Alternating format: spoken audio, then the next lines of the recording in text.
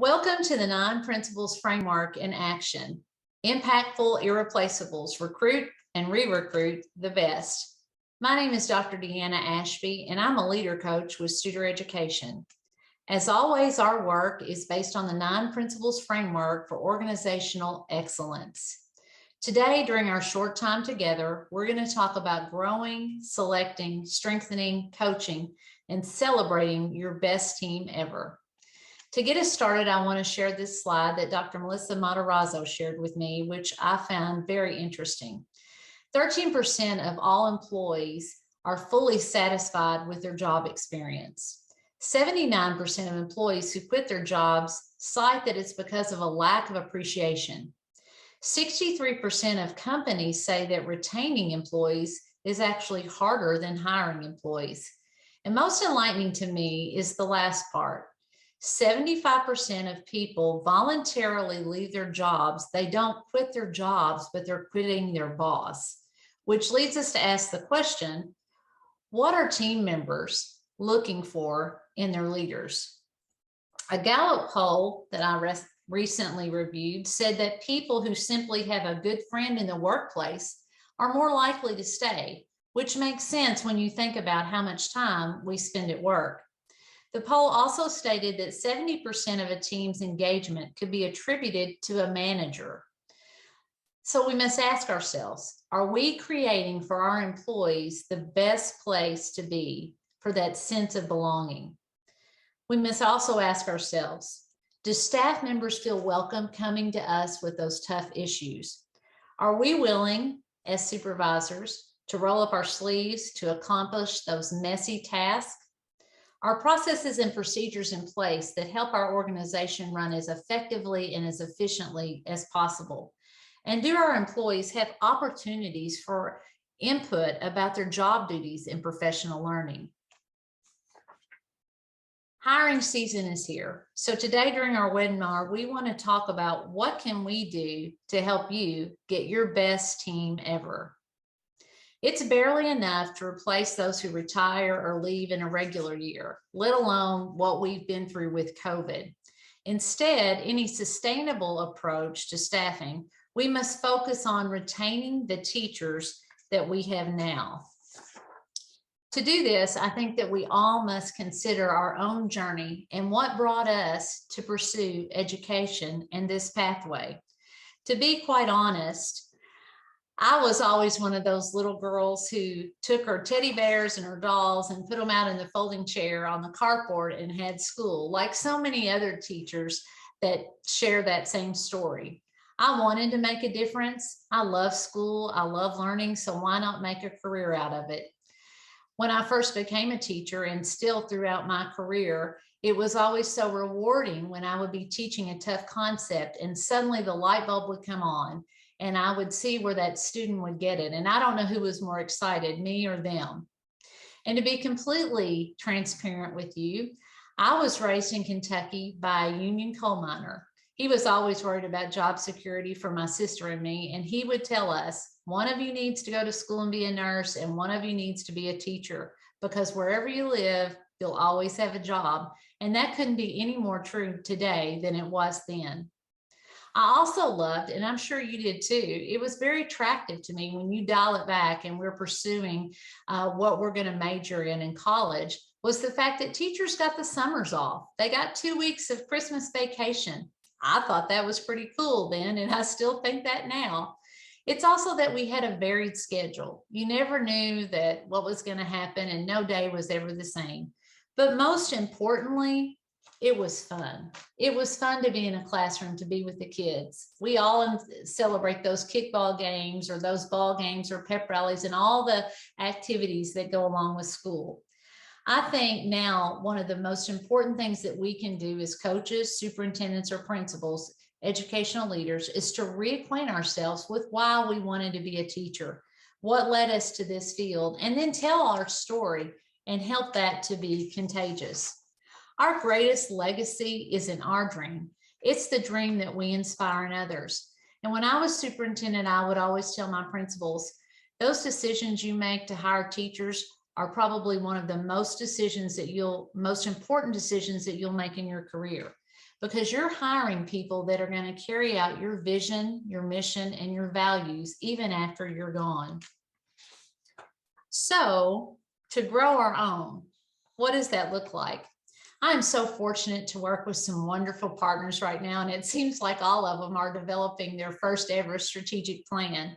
And every one of them talks about we've got to grow our own teachers. And they're exactly right. That is so important. It's never too early to start planting those seeds in elementary and middle school to express to those students why become a teacher. And then once those seeds are planted, we must take the time to water them and help them grow, help those seeds to take root. Provide high school students with opportunities to be in a cooperative education program or internship, whether it's paid or non-paid, that they get to leave school for a period or two and go work with a rock star teacher and fall in love with teaching. I recently read an article that talked about recruiting those people in front of us and how important that was, because let's face it, growing our own is going to take some turnaround time. So what if we recruited the people that we went to church with, or the people that were on our kids' soccer team? What if we talked to them? They might have really good jobs that pay more than being a teacher, but what if they're ready for a change at that point in their life? What if they're ready to do something that's different and more meaningful? Well, this would be a great opportunity for them, and probably many of them already have a 4-year degree. It's a great time to recruit diverse candidates. And what about the bus drivers and instructional assistants? They've already been cleared to work in the buildings. They already know the ropes. Are they willing to go back to school? Anecdotal evidence shows us that teachers hired from within low resource communities tend to teach long-term in the communities that originally hired them. Their commitment is stronger. Thus, that's why it's so important to look in front of us at people and recruit them to come on board to the best team ever. Obviously, as we do this, there's going to be barriers. There's lack of scholarship programs, lack of loan forgiveness, certification issues that I've just mentioned, conflicting work schedules and family obligations. And we have to work with those students on an individual basis. And we do that through Teachers Ready to help them to overcome those barriers. As a superintendent, I encourage you to work with other superintendents in your state, local community colleges, universities, the state certification branch, and talk with them about what you can do to change some of the regulations to reduce those barriers to learning. Now you've recruited all of these wonderful people, and you've got to make the right decisions through interviewing. You've got to be prepared for the best interview, because we want to make sure that we get the right people on the bus, the right people in the right seats, the wrong people off the bus, so that we can go somewhere great together. So let's talk about interviewing for just a minute. I'm sure you, like me, have prepared for an interview at some time or another, whether it was for a principal job, superintendent's job, or a teaching position, and that you've tried to anticipate what questions might be asked. And then if we really want to be honest, we probably all stood in the mirror and practiced those answers, right? Because we wanted to do our very best. We probably anticipated questions like, why should we hire you for this position over other candidates? What are your strengths and weaknesses? Where do you see yourself in 5 years? What's your 30, 60, 90-day plan? Describe the perfect lesson. What would you do to de-escalate an angry parent? Well, all of those are okay questions, but they're all about what would you do? We want to focus on, through Studer Education, those behavioral questions, the behavioral interview, which is a job interview technique whereby the applicant is asked to describe past behavior in order to determine suitability for a position. It's not about what you would do, it's about what you have done. Now, you might be saying, well, a lot of newbies coming in, new applicants that have never taught before, they probably don't have a lot of experiences. Well, we all have life experiences that we can talk about, and hopefully they've had practicum and student teaching. So why behavioral interviewing? Well, it helps to decrease turnover. It provides a better cultural fit, improves teamwork, and we all want to be selected as that best place to work. It provides higher quality teammates. And these are all things that are so important as we look for that puzzle piece to complete that puzzle.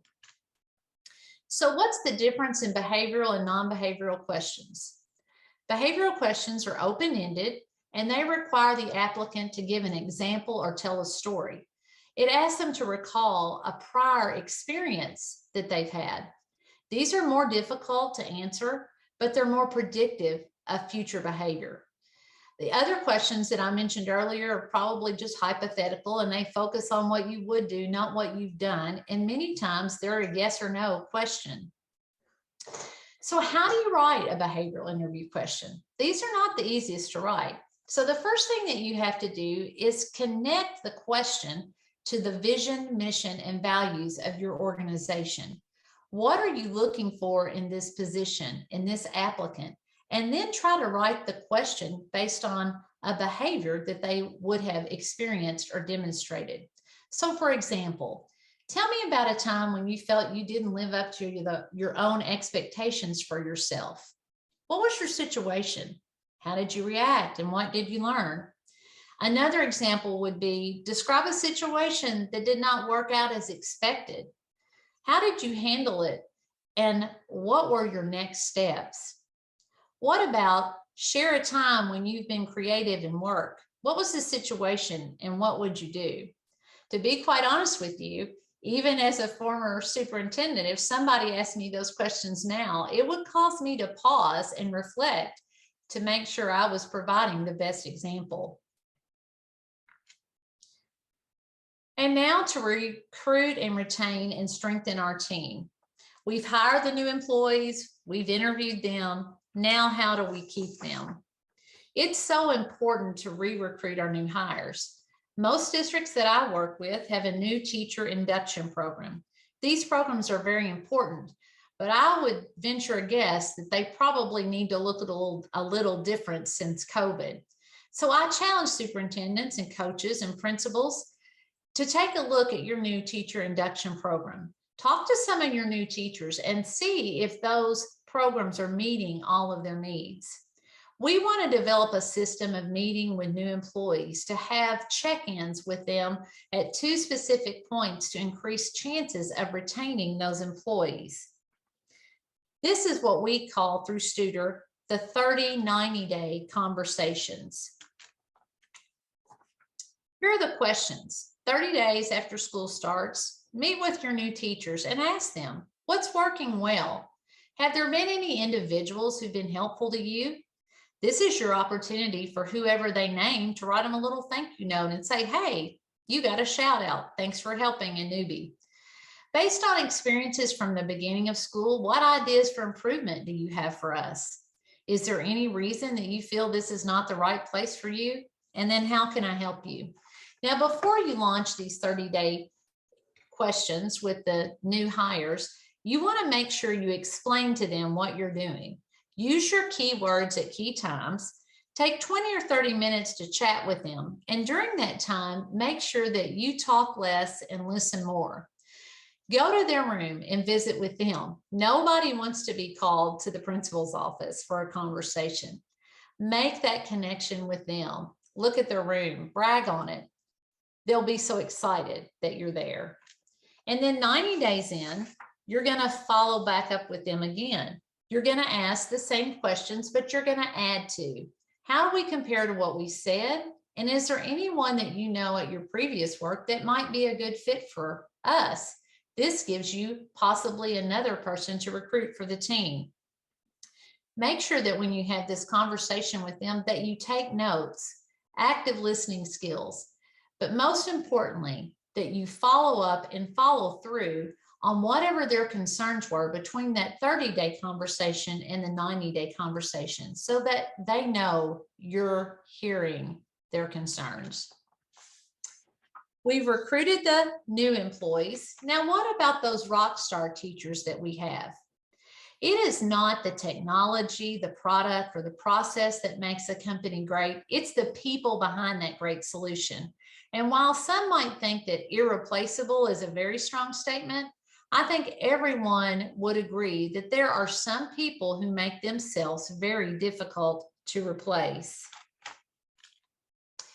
So what are the behaviors of what we call irreplaceables? Well, they're reliable, great communicators, self-motivated. They'll bring problems to our attention, but usually when they do, they also bring a solution. They're the come early, stay late kind of folks.